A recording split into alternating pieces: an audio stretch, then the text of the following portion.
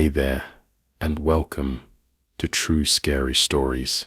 Before we dive in, don't forget to hit that like button, subscribe to the channel, and drop a comment telling us where you're from and what time you're watching. That helps YouTube know you love creepy stories, and it'll keep sending more your way. Story 1. The Previous Owner's Gift. When Sarah and Mike bought the Victorian house on Elm Street, they thought they were getting the deal of a lifetime. The price was almost too good to be true for such a beautiful home. The realtor mentioned the previous owner had passed away, but that wasn't unusual for older homes. Moving day went smoothly until they found the basement door.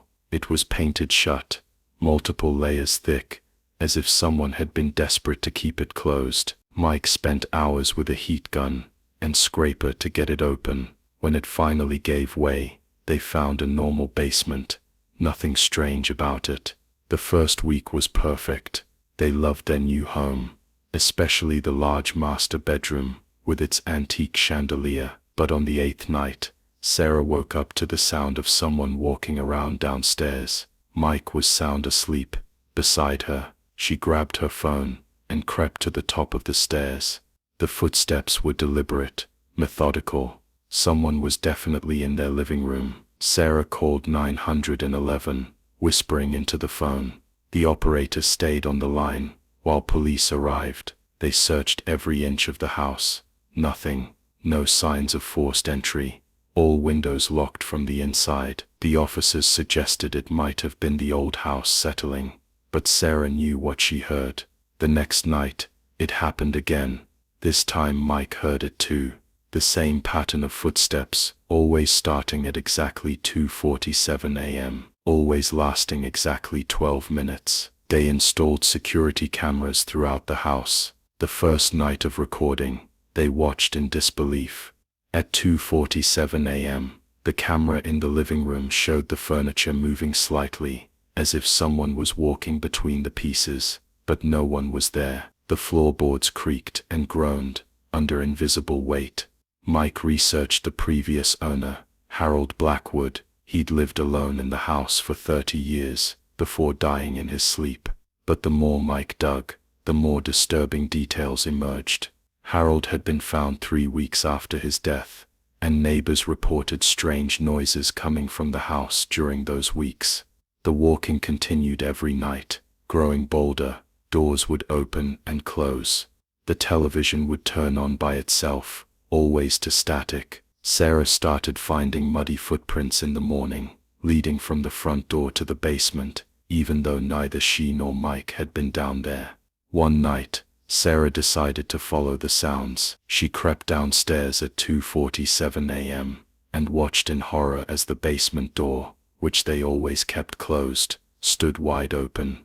The footsteps were coming from down there now. Against every instinct, she descended the stairs. The basement was freezing, her breath visible in the air. In the corner where they'd stored some boxes, she found something that made her blood run cold. Scratched into the concrete wall were hundreds of tally marks, and beneath them, written in what looked like dried mud, were the words "waiting for someone to find me." She ran upstairs, but Mike wasn't in bed. She found him standing in the kitchen, staring at nothing, his eyes completely white. When she touched his shoulder, he turned and spoke in a voice that wasn't his own. "I've been so lonely, Sarah. Thank you for opening the door." Mike collapsed and remembered nothing. The next morning, Sarah found a letter hidden in Harold's old desk. It was Harold's handwriting, dated 3 days after his official death date. The letter was simple. "I'm not ready to leave yet. I'll wait in the basement until someone comes to keep me company." They moved out that day, leaving almost everything behind. The house is back on the market now, still priced too good to be true. Sarah sometimes wonders about the new family, who'll eventually buy it, and whether Harold is still walking those floors at 2:47 a.m., waiting for someone else to hear his invitation. Story 2. The Room That Wasn't There. Jennifer thought she'd memorized every inch of her new ranch house before closing day. She'd walked through it 5 times with the realtor, measured rooms for furniture, even brought her mother to see it. The layout was simple: 3 bedrooms, 2 baths, kitchen, living room, and a small den. Nothing complicated about it, but on her first night alone in the house, Jennifer discovered a problem. The hallway was wrong. She'd been carrying boxes from the living room to the master bedroom when she noticed it. The hallway seemed longer than before. She counted her steps: 12 steps from the living room to her bedroom door. During the house tours, it had only been 8 steps. Jennifer told herself she was just tired and stressed from moving. But the next morning, she measured the hallway with a tape measure: 14 feet. She checked her notes from the house tours. The realtor had specifically mentioned the hallway was only 10 feet long, perfect for a runner rug. Confused, she walked the hallway again, paying attention to every detail: living room, bathroom door on the left, linen closet on the right, guest bedroom door on the left, and then there was another door, a door that shouldn't exist. It was painted the same color as the other doors, with the same style handle. It looked like it had always been there, but Jennifer was certain it hadn't been there during any of her previous visits. She would have noticed. She would have asked what was behind it. The door was locked. Jennifer tried every key she'd been given at closing, but none worked. She called the realtor, who insisted there were only 3 bedrooms in the house. When Jennifer described the extra door, the realtor grew quiet and said she'd call her back. Jennifer tried to convince herself she was misremembering the house layout. Maybe she'd been so focused on the rooms she wanted to see that she'd overlooked this door. But that night, she heard sounds coming from behind it, soft sounds, like someone moving around quietly, trying not to be heard. Sometimes it sounded like whispering, though she could never make out words. Jennifer pressed her ear to the door and felt cold air seeping through the crack at the bottom. She called a locksmith, claiming she'd lost the key to a bedroom. When he arrived and saw the door, his expression changed. "Ma'am, this lock has been painted over multiple times. Looks like someone really didn't want this door opened." It took him an hour to drill through the old lock. When the door finally swung open, Jennifer peered into complete darkness. The room beyond had no windows, no light switch that she could find. The air that rushed out smelled stale and wrong, like something that had been closed up for years. Using her phone's flashlight, she stepped inside. The room was empty, but felt enormous, much larger than should be possible given the house's exterior dimensions. The walls were covered in faded floral wallpaper, and the hardwood floor was warped and stained. But the most disturbing discovery was on the far wall. Dozens of photographs were tacked up, all showing the same thing: people sleeping in beds. The photos were taken from directly above, as if someone had been standing over the sleeping person. Jennifer recognized some of the bedrooms in the photos. They were rooms from her house. Her blood turned to ice when she found photos of herself. 3 different pictures, all taken since she'd moved in, all showing her asleep in her new bedroom. In the most recent photo, taken just the night before, something else was visible in the frame: a dark figure standing in the corner of her room, barely visible in the shadows. Jennifer ran from the room and slammed the door shut. She wedged a chair under the handle and called the police. But what could she tell them? That someone was living in a room that supposedly didn't exist. The officers were polite but skeptical. They agreed to check the room, but when Jennifer led them to the hallway, the door was gone.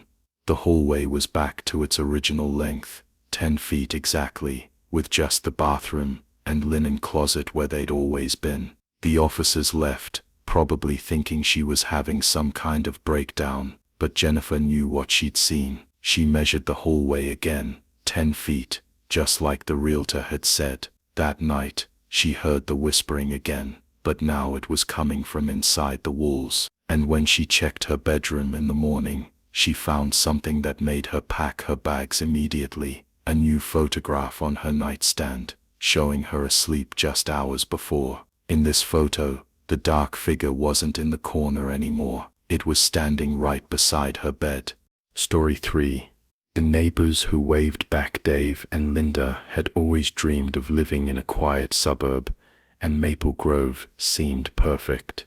The houses were well maintained, the streets clean, and everyone seemed friendly. Their first week there, they were impressed by how many neighbors waved at them from their yards and windows. The house directly across the street was occupied by an elderly couple who were particularly friendly. Every morning, when Dave left for work, they'd be standing at their front window, waving goodbye. When he returned in the evening, there they were again, waving hello. Linda mentioned how nice it was to have such welcoming neighbors, but after 2 weeks, Dave started to notice something odd. The couple always wore the same clothes, the woman in a blue dress with white flowers, the man in a green cardigan. They were always in the exact same position, at the window, always waving with the same gesture. Dave mentioned it to Linda, who laughed it off. Maybe they just like routine, honey. Old people are creatures of habit. But Dave became fixated on it. He started varying his departure times, leaving early some days, late on others. No matter when he left, the couple was there, waving. He began timing their waves, always lasting exactly 10 seconds, always the same rhythm. One Saturday, Dave decided to walk over and introduce himself properly. Maybe he could solve the mystery with a simple conversation. He crossed the street and approached their front door. The couple was at the window as usual, but now that he was close, he could see their faces clearly. Their smiles were too wide, their eyes were too bright, and they never blinked. Dave knocked on the door. No answer. He could see the couple through the window, still waving, but they didn't acknowledge his presence at their door. He knocked harder. Still nothing. The waving continued. He walked around to the back of the house, looking for another entrance, but every window was covered with dark curtains, except for that one front window. Dave peered through a gap in the back curtains and saw something that made him stumble backward. The house was empty, completely empty. No furniture, no belongings, nothing. But the couple was still visible at the front window, waving at his house across the street. Dave ran home and told Linda what he'd seen. She thought he was being paranoid, but agreed to watch the neighbors more carefully. That's when they both noticed something that chilled them to the bone. The couple never moved except to wave. They stood in the exact same position all day long. Linda watched through their bedroom window one night and confirmed her worst fear. The couple was there all night too, standing at the window in the dark, still waving. They contacted the landlord of the house across the street, pretending to be interested in the property. The landlord seemed confused. That house has been empty for 6 months, he said. I haven't had any tenants since the last ones died there. When Dave asked how they died, the landlord grew uncomfortable. It was unusual. They were found standing at the front window. Heart attacks, the coroner said, but they died at the exact same moment, like they were waving at something and just stopped. That night, Dave and Linda watched the window with binoculars. In the darkness, they could see the couple more clearly than ever. Their skin was gray and mottled. Their clothes were the same ones they'd been wearing every day, but now Dave could see they were dirty and torn, and they were still waving. Linda noticed something else. Dave, look at our house. Look at our front window. Dave turned the binoculars toward their own home and saw 2 figures standing at their front window. It was them, Dave and Linda, waving back at the couple across the street, but they were both outside on their porch with the binoculars. We need to leave, Linda whispered, right now, as they grabbed their car keys and headed for the garage. Dave looked back one more time. The couple across the street had stopped waving. Now they were pointing directly at Dave and Linda's house. At their front window, the figures that looked like them were no longer waving either. They were opening the front door. Dave and Linda drove away that night and never returned. The house on Maple Grove went back on the market, and eventually, a new family moved in. The neighbors are always very welcoming there. They wave from their windows every morning and every evening. The new family thinks it's charming how friendly everyone is. They've started waving back. Story 4. The Sound in the Walls. Marcus had been looking forward to renovating the old farmhouse he'd inherited from his great-uncle. The house was solid, but needed work, and Marcus enjoyed working with his hands. He planned to spend his summer vacation stripping wallpaper, refinishing floors, and updating the electrical system. The first few days went smoothly. The house was peaceful, surrounded by cornfields, and far from any neighbors. Marcus enjoyed the solitude and the satisfaction of bringing the old place back to life. But on the fourth night, he heard the scratching. It started as a faint sound in the walls of the living room, like mice or squirrels. Nothing unusual for an old house that had been empty for months. Marcus made a mental note to check for holes and set some traps, but the scratching got louder each night, and it moved. The first night, it was in the living room walls. The second night, the kitchen. The third night, it had moved upstairs to the bedroom walls. By the end of the week, Marcus could hear it in every room of the house. The sound was rhythmic, almost like Morse code. Scratch, scratch, scratch, pause, scratch, scratch, scratch, pause. Always the same pattern. Marcus tried following the sound, pressing his ear to different sections of wall, but he could never pinpoint exactly where it was coming from. He called a pest control company, but when they arrived, the scratching had stopped. The technician found no evidence of rodents or insects. Old houses make noise, he said, wood expanding and contracting, that kind of thing. But Marcus knew this wasn't the house settling. The scratching was deliberate, purposeful, and it only happened at night. On his second week in the house, Marcus decided to investigate the walls themselves. He'd been planning to renovate anyway, so he started removing sections of drywall in the living room, where he'd first heard the sound. Behind the drywall, he found something that shouldn't have been there. The insulation was disturbed, pulled away from the walls in long strips, and carved into the wooden studs were hundreds of small marks, like tally marks, covering every inch of exposed wood. Marcus stared at the marks, trying to make sense of what he was seeing. Someone had been inside these walls, carving these marks, but that was impossible. The drywall had been intact, no holes or access points. That night, the scratching came back, but now Marcus could hear it more clearly. It wasn't random scratching. Someone was carving more marks into the wood inside his walls. He grabbed a hammer and started tearing away more drywall, following the sound. In the kitchen he found more disturbed insulation and more carved marks. In the upstairs bedroom, the same thing. Everywhere he looked, the inside of his walls showed evidence that someone had been there, carving mark after mark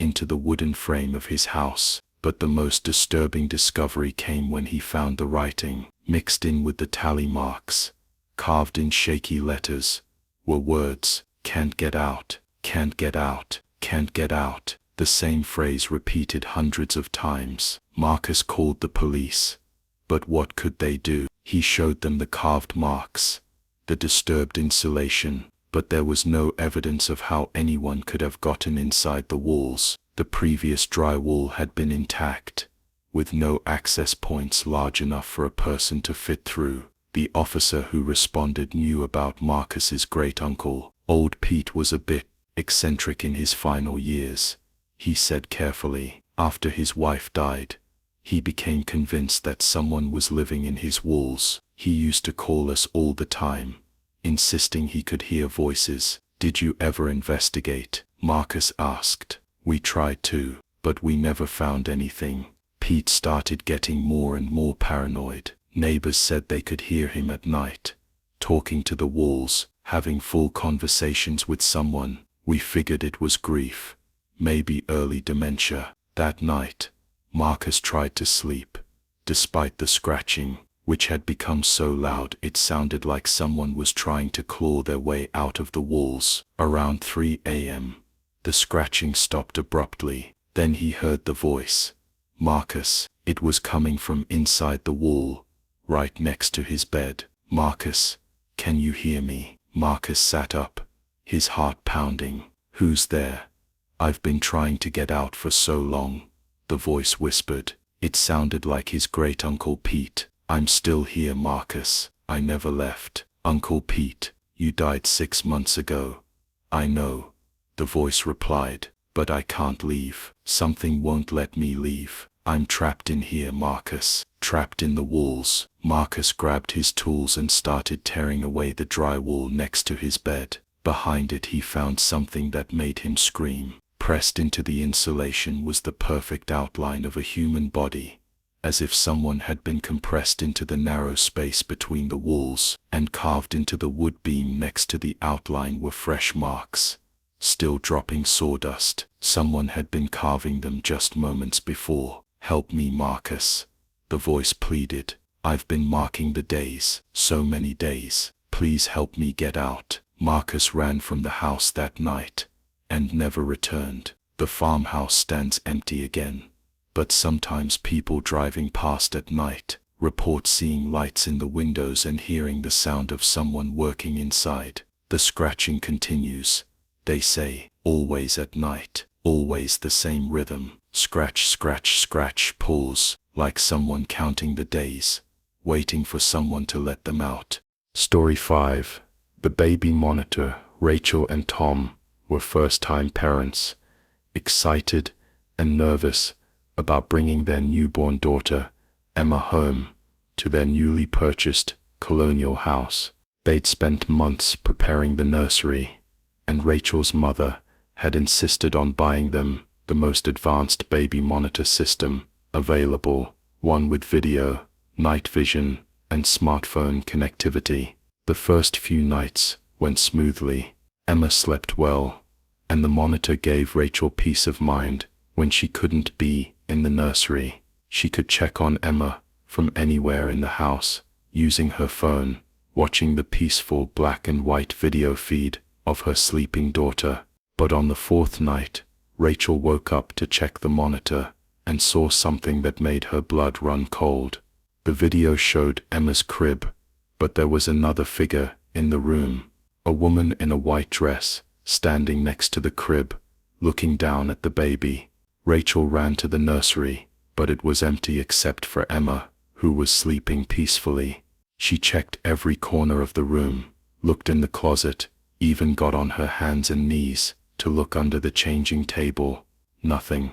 She told herself it must have been a glitch in the video feed, maybe shadows playing tricks on the night vision camera.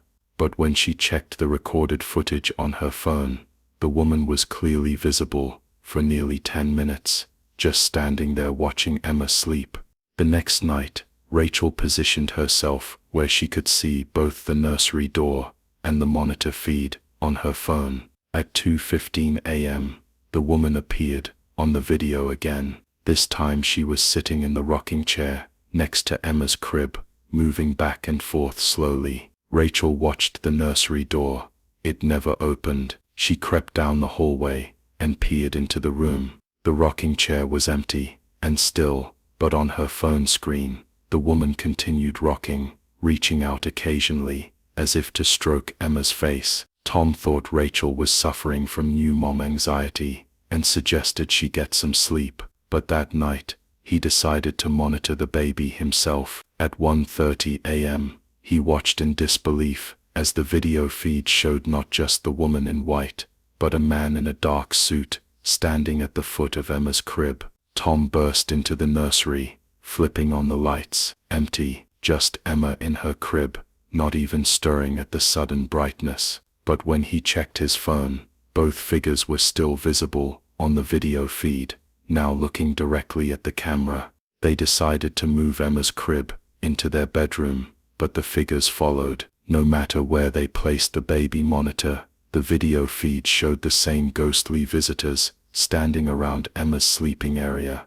Rachel researched the history of their house and discovered that it had belonged to a family named the Hendersons in the 1950s. The Hendersons had lost a baby daughter to pneumonia when she was just 3 months old. The newspaper obituary mentioned that the child, Mary Henderson, had died in what was now Emma's nursery. But the really disturbing information came from a neighbor who had lived on the street for 60 years. She remembered the Hendersons and their tragedy, but she also remembered what happened afterward. They were never the same after Mary died, the neighbor explained. Margaret Henderson used to stand in that upstairs window for hours, just staring out at nothing. And Robert, he'd pace around the house all night. People said they could see them both, just wandering through the rooms, like they were looking for something they'd lost. What happened to them? Rachel asked. They died in that house, about a year after Mary found them in her nursery, sitting in the rocking chair together.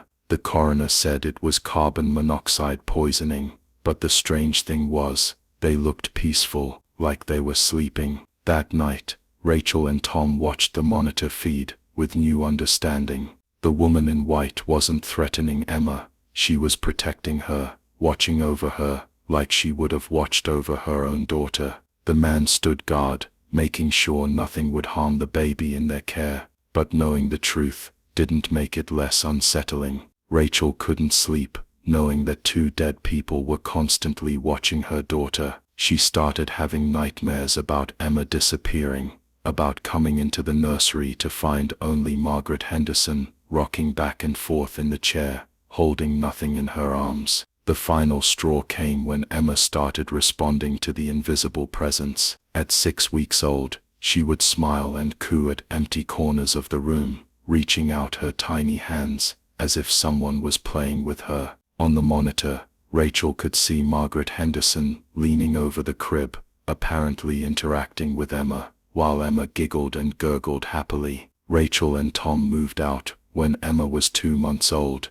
They told themselves it was because they wanted to be closer to family, but the truth was, they couldn't handle sharing their daughter with the ghostly Hendersons. The new family that bought the house has a toddler son. They've mentioned to neighbors how well their boy sleeps, and how he's always talking to his imaginary friends in his room. They think it's adorable when he waves goodnight to the empty corners and says bye-bye lady to the walls. They haven't installed a baby monitor yet. Story 6. The Basement Workshop. Kevin had always wanted a workshop where he could pursue his woodworking hobby, so when he found the house on Cedar Avenue, with its large, well-equipped basement, he knew it was perfect. The previous owner had clearly been a craftsman too. The basement contained professional-grade tools, workbenches, and even a half-finished rocking chair. The realtor mentioned that everything in the basement came with the house. The previous owner's family said he'd want someone to use his tools. She explained, he spent most of his time down there, in his final years. Kevin was thrilled. The tools alone were worth thousands of dollars, and they were clearly well maintained. He spent his first weekend in the house organizing the workshop and admiring the quality of the equipment. Everything was perfectly arranged, almost as if someone still used it regularly. That first Monday night, Kevin went down to the workshop after dinner to start a small project. He'd been down there for about an hour when he heard footsteps on the basement stairs. Assuming his wife Carol had come down to check on him, he called out, "I'm almost done, honey." No response. The footsteps continued down the stairs, but when Kevin looked up, no one was there. He walked to the bottom of the stairs and called upstairs, "Carol, I'm in the living room." She called back, "What do you need?"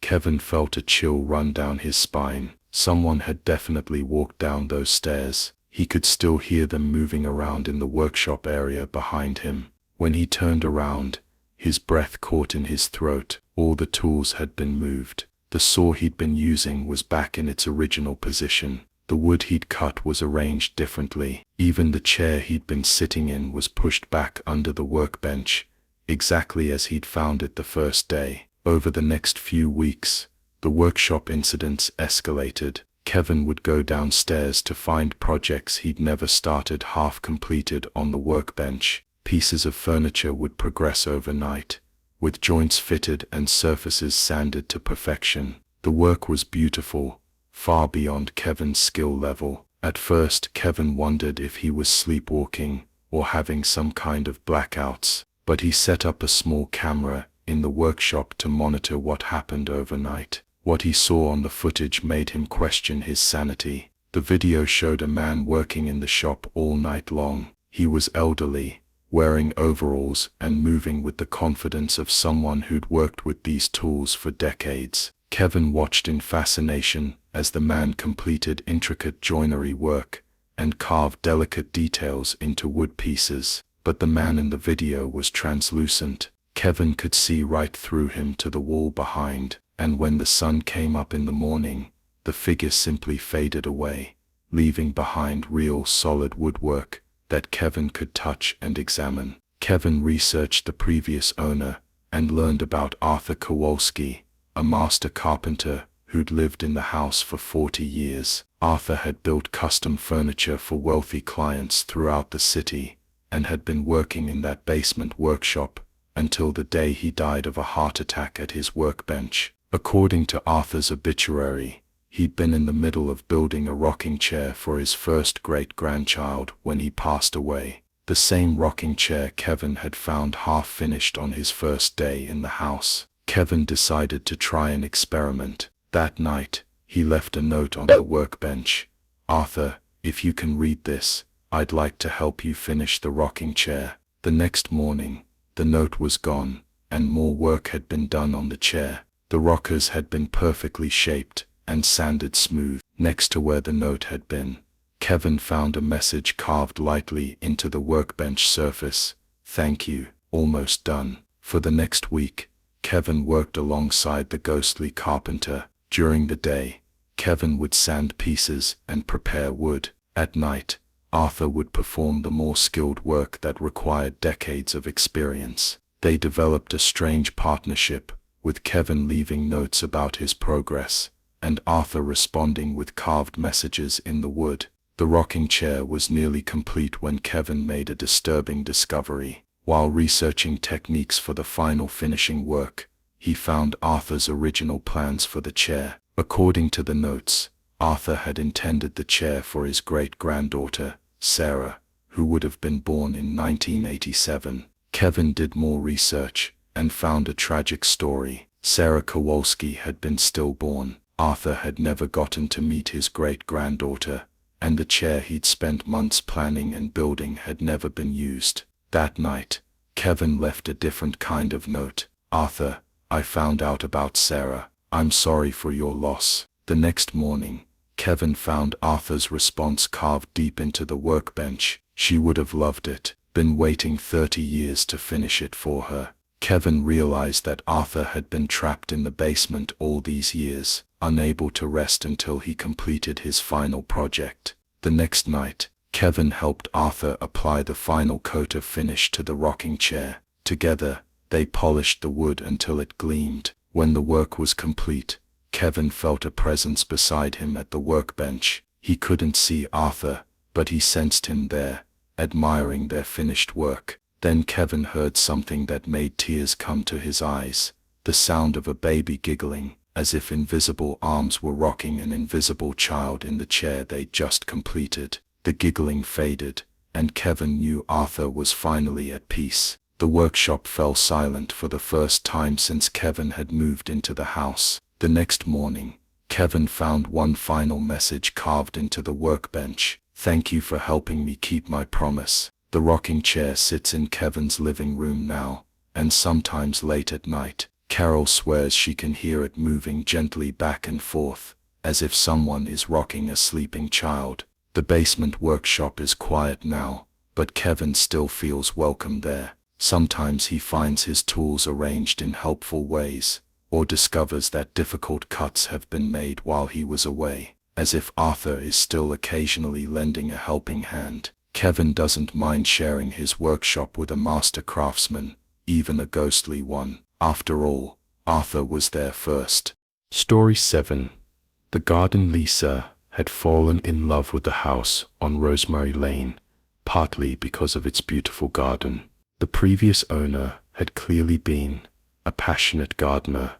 The yard was filled with mature roses, perfectly maintained flower beds, and a charming greenhouse that looked like something from a magazine.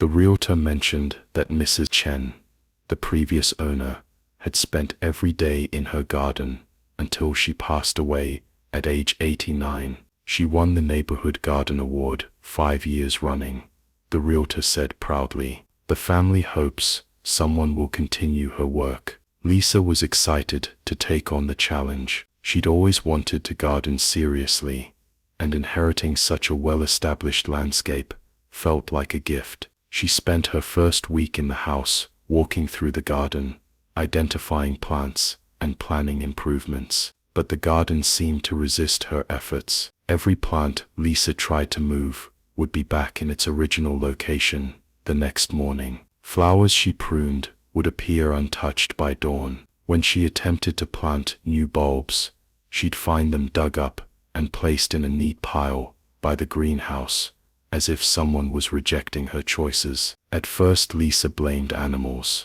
Raccoons or possums might dig up bulbs, and maybe the wind was playing tricks with her memory about which plants she'd pruned. But when she found her gardening tools arranged in a perfect line each morning, regardless of where she'd left them the night before, she knew something else was happening. Lisa decided to get up early and watch the garden at sunrise. What she saw made her gasp and hide behind her kitchen curtains. An elderly Asian woman in a sun hat and gardening apron was working methodically through the flower beds, undoing everything Lisa had done the day before. The woman moved with purpose and obvious expertise, replanting bulbs in specific locations and trimming plants with practiced precision. But when Lisa blinked or looked away for even a moment, the woman would vanish, only to reappear in another section of the garden. Lisa researched Mrs. Chen and learned about her incredible dedication to gardening. Neighbors described how she'd be outside by sunrise every day, tending to her plants with almost obsessive care. She'd apparently designed every inch of the garden herself, spending 30 years perfecting the layout. She used to say the garden was her life's work, one neighbor explained. Even when she got sick, she'd insist on being wheeled outside in her wheelchair just to watch the flowers bloom. Her daughter found her in the greenhouse the morning she died, sitting peacefully among her roses. That night, Lisa decided to try a different approach. Instead of fighting the garden's resistance, she left a note by the greenhouse. Mrs. Chen, I want to learn from you. Will you teach me? The next morning, the note was gone, and Lisa found something extraordinary. All her gardening mistakes had been corrected, but this time, small wooden markers had been placed throughout the garden with detailed instructions written in shaky handwriting. Roses need morning sun, but afternoon shade. Plant bulbs 3 inches apart. Water in early morning, never at midday. Lisa followed the instructions carefully, and for the first time since moving in, her work wasn't undone overnight. Instead, she'd find small improvements to what she'd done. A plant positioned slightly better, soil amended with the perfect mixture of compost or seedlings that had been watered just enough. As weeks passed, Lisa felt like she was receiving a master class in gardening from beyond the grave. Each day brought new lessons written on scraps of paper tucked between plants or attached to her tools. The garden flourished under this ghostly guidance, becoming more beautiful than ever. But Lisa also began to notice something disturbing. Mrs. Chen was becoming more visible. At first she'd only appeared as a transparent figure at dawn. Now Lisa could see her throughout the day, working tirelessly in the beds, never stopping, never resting. The ghostly gardener seemed to be growing more solid, more real. Lisa could hear her humming traditional Chinese songs while she worked. Sometimes she'd catch Mrs. Chen looking at her with sad, desperate eyes, as if trying to communicate something important. One morning, Lisa found Mrs. Chen collapsed beside the greenhouse, barely visible, but clearly in distress. That's when Lisa understood the horrible truth. Mrs. Chen wasn't just haunting the garden, she was trapped there, forced to continue her endless work, unable to rest. Lisa researched more about Mrs. Chen's final years, and learned a heartbreaking detail from her former neighbor. Mrs. Chen had been suffering from dementia in her last months, but she'd refused to stop gardening. Her family had been forced to watch her work in the garden obsessively, sometimes for 12 hours a day, forgetting to eat or rest. She kept saying she had to finish something, the neighbor recalled, but we never knew what. The garden was already perfect. That evening, Lisa walked through the garden and found Mrs. Chen kneeling by a bare patch of earth near the back fence. The ghostly woman was weeping, her translucent hands digging frantically in the soil. "What are you trying to finish, Mrs. Chen?" Lisa asked gently. Mrs. Chen looked up with grateful eyes and pointed to the empty patch. Lisa knelt down and began digging where Mrs. Chen had been working. About a foot down, her hands found something, a small ceramic container wrapped in oilcloth. Inside the container were hundreds of seeds,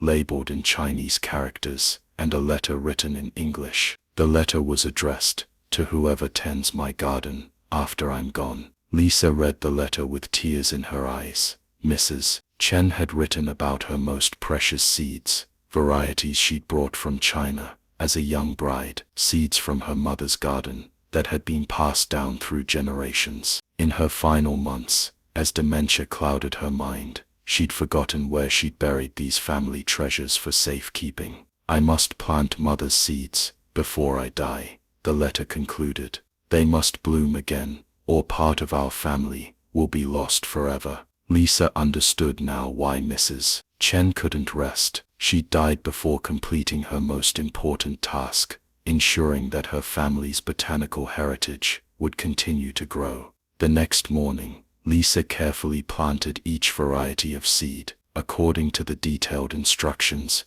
Mrs. Chen had left. As she worked, she felt a presence beside her, and occasionally caught glimpses of Mrs. Chen kneeling next to her, finally at peace. When the planting was complete, Lisa looked up to find Mrs. Chen standing nearby, fully visible for the first time. The elderly woman bowed deeply, tears streaming down her face, and whispered, "Thank you," in accented English, before fading away like morning mist. The garden continued to thrive under Lisa's care, but the ghostly interventions stopped. Mrs. Chen had found her rest at last. However, when spring came and the heritage seeds began to bloom, Lisa discovered something wonderful. Each morning, she'd find a single perfect flower placed on her doorstep, a different variety each day, as if Mrs. Chen was still sharing the beauty of her mother's garden from wherever she now rested. Lisa tends the garden lovingly now,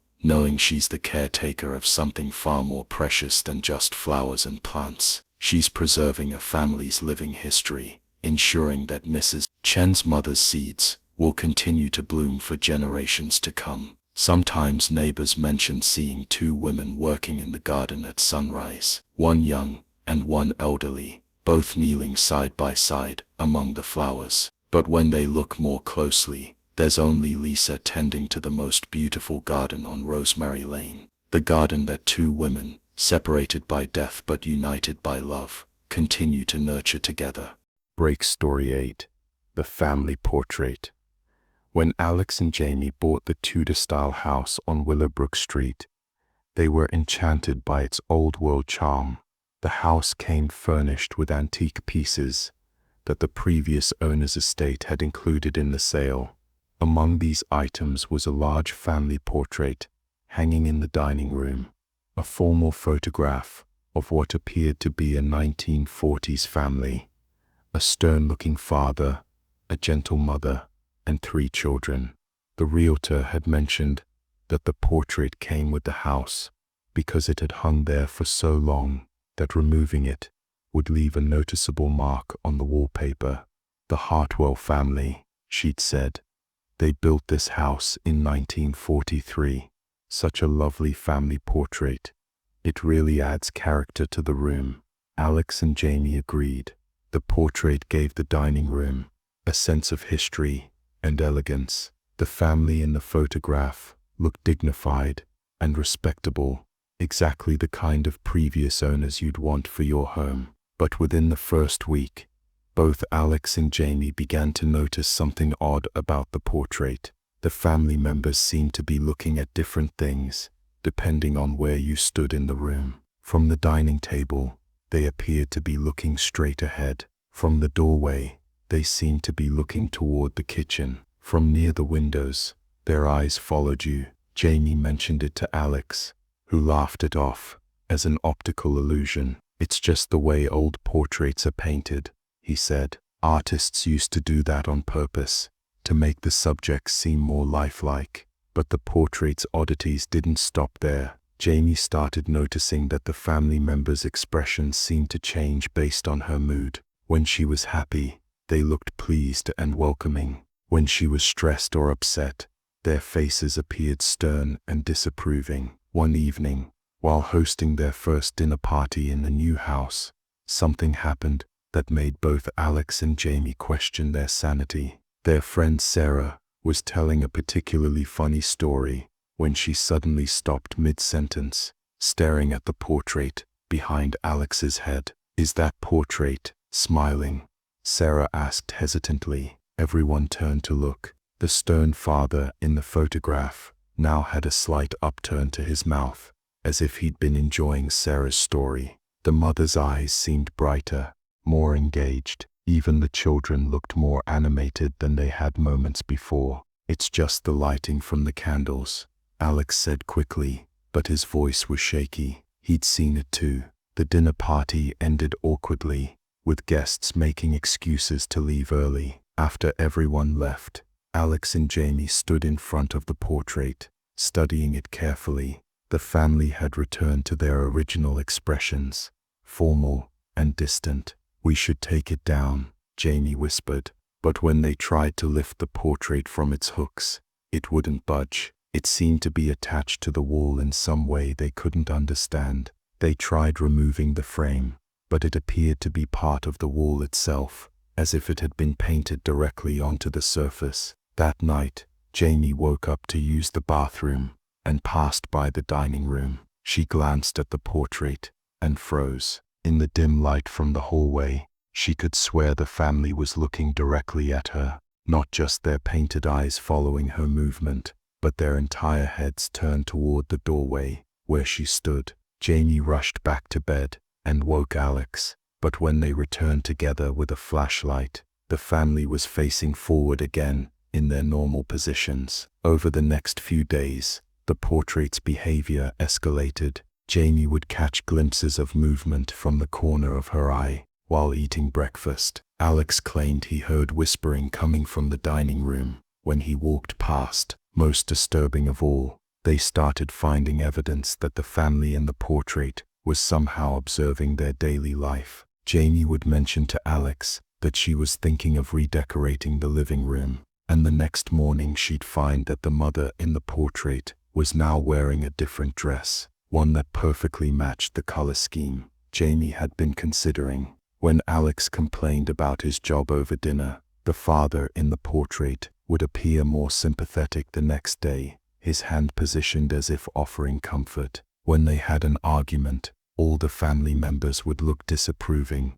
until they made up. Jamie began researching the Hartwell family, hoping to understand what was happening. What she discovered made her blood run cold. The Hartwells had indeed built the house in 1943, but their story had a tragic ending. In 1947, the entire family had been found dead in their dining room, seated around the table, as if they'd been having a normal family meal. The cause of death was determined to be carbon monoxide poisoning from a faulty furnace, but there were strange details that had never been explained. The family had been arranged too perfectly, as if someone had posed them. Their expressions were peaceful, almost content. Most puzzling of all, there was evidence that they'd been dead for several days before being discovered, but neighbors reported seeing lights in the house and figures moving past the windows right up until the day their bodies were found.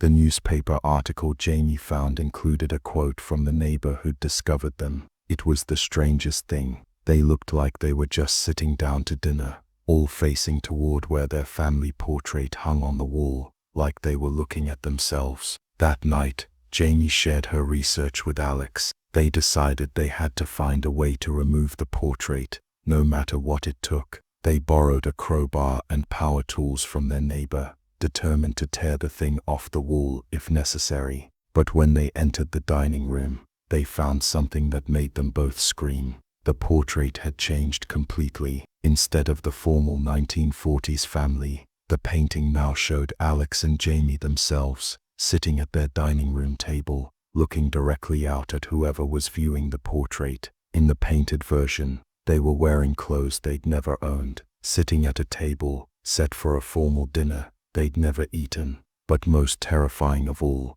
in the painted scene, there were 2 empty chairs at the table, as if waiting for guests to join them. Alex grabbed the crowbar and started attacking the frame, but instead of damaging the portrait, his strikes seemed to hurt the painted versions of themselves. Each blow made the painted Alex wince in pain, and Jamie watched in horror as a red mark appeared on her painted face when Alex struck that area of the canvas. "Stop," she screamed. "You're hurting us." They both realized the horrible truth at the same moment. Somehow, they'd become part of the portrait, trapped in the same way the Hartwell family had been trapped. The painting wasn't just observing them, it was slowly absorbing them into itself. Over the next few days, they watched helplessly as more details of their real lives appeared in the painted scene. Their actual furniture replaced the antique pieces. Their real clothes appeared on their painted bodies. Gradually, they found themselves spending more and more time sitting in the exact positions shown in the portrait. At first,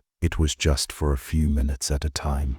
They'd find themselves unconsciously arranging themselves at the dinner table, just as they appeared in the painting. But the compulsion grew stronger each day. Jamie tried calling for help, but when friends came to visit, they couldn't see anything wrong with the portrait. To them, it still showed the original Hartwell family. Only Alex and Jamie could see their own painted figures staring back at them. A week later, their neighbor found them seated at their dining room table, looking peaceful and content, facing toward the family portrait on the wall. The coroner determined they died of carbon monoxide poisoning from a faulty furnace that had somehow turned itself on. The house went back on the market, and eventually, a new family moved in. They loved the Tudor-style charm, and especially admired the beautiful family portrait in the dining room. The realtor told them it was a lovely photograph of the original owners, the Hartwells who'd lived there happily until they passed away peacefully in their sleep. Sometimes the new family mentions how lifelike the portrait seems, how the eyes seem to follow you around the room. They think it's charming when their guests comment on how the family in the painting seems to be smiling, as if they approve of the new owners. The portrait hangs in the dining room, still, showing a formal 1940s family, a stern-looking father, a gentle mother, and 3 children. But sometimes, if you look very carefully in just the right light, you might notice there are actually more figures in the background of the painting, faint outlines of other families who've lived in the house, all of them watching, all of them waiting, all of them smiling. Story 9. The moving boxes. When Maria finally got the keys to her first apartment, she couldn't believe her luck. The 1-bedroom unit in the converted Victorian house was perfect for her budget, and the landlord had even left some moving boxes in the living room to help with her transition. Previous tenant left them, Mr. Patterson explained, said you might find them useful, good sturdy boxes, shame to waste them. Maria was grateful for any help she could get. Moving was expensive, and free boxes were a blessing. She noticed they were all the same brand, U-Haul printed in orange and black, and they were indeed sturdy, though some showed signs of previous use with old address labels and tape residue. The first few days in her new apartment were everything Maria had hoped for. She loved having her own space after years of roommates, and her childhood bedroom at her parents' house. The boxes made unpacking easy, and she reused several of them to organize items she wasn't ready to find permanent homes for yet. But on her fourth night in the apartment, Maria woke up to the sound of movement in the living room. At first she thought someone had broken in, but when she crept to her bedroom door to listen, the sound was too rhythmic to be an intruder.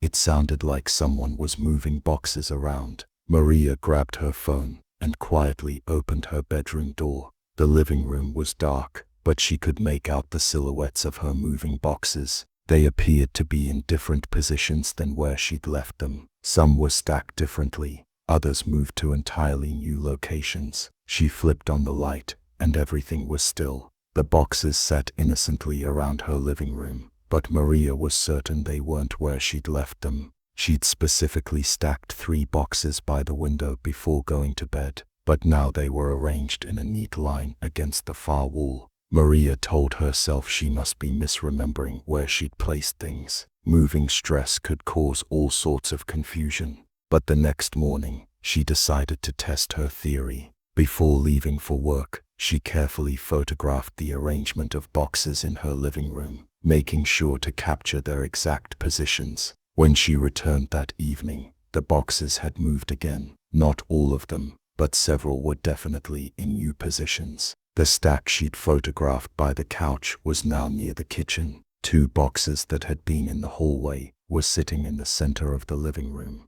Most disturbing of all, one box that she'd left empty was now sealed with tape and appeared to be heavy with contents. Maria checked her photos to confirm she wasn't going crazy. The boxes had definitely moved, and somehow one of them had packed itself. She approached the newly sealed box cautiously and read the address label that had been placed on it in handwriting. She didn't recognize Rebecca Martinez, 1247 Oak Street, bedroom items. Rebecca Martinez, that wasn't Maria's name, and 1247 Oak Street wasn't her address. But the box was sitting in her living room, sealed and ready for transport. That night, Maria decided to stay awake and watch the boxes. She made coffee and positioned herself on her couch where she could see the entire living room. For hours, nothing happened. The boxes sat silently in their places, looking ordinary and innocent. But at 3:17 a.m., Maria heard something that made her heart race. The sound of tape being pulled and applied, coming from the kitchen area. She turned toward the sound and saw something impossible. One of her empty boxes was sealing itself. The cardboard flaps folded down one by one, as if invisible hands were packing it up. Then a roll of packing tape floated through the air, wrapping around the box with mechanical precision. Maria sat frozen on her couch, watching as more boxes began the same process. Empty boxes filled themselves with invisible contents, growing heavy and sealed.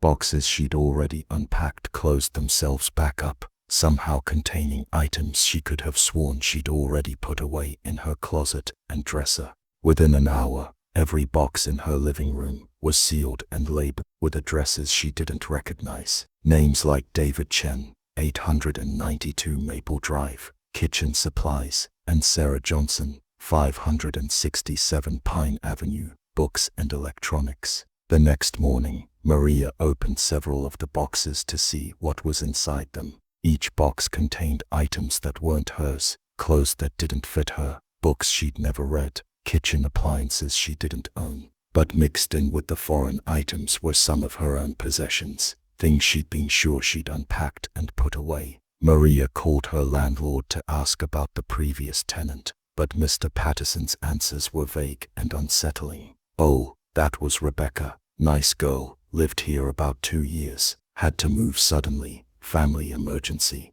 left in quite a hurry. What happened to her things? Maria asked. Well, that's the strange part, Mr. Patterson admitted. She left everything behind, just disappeared one day. I had to pack up all her belongings myself, never came back for them, never answered my calls. Eventually, I had to put her stuff in storage. That evening, Maria researched Rebecca Martinez online and found something that chilled her to the bone. Rebecca Martinez had been reported missing 6 months ago. Her family had been looking for her ever since she'd stopped responding to calls and texts. The police had investigated her apartment, Maria's current apartment, but found no signs of foul play. According to the missing person report, Rebecca's belongings had been neatly packed into moving boxes, as if she'd been preparing to relocate. But there was no evidence she'd planned to move, no new address, no forwarding information. The last entry in Rebecca's social media had been a photo of her apartment living room, showing dozens of U-Haul boxes stacked and ready for transport. The caption read, "Time to move on to the next chapter. So excited for my new adventure."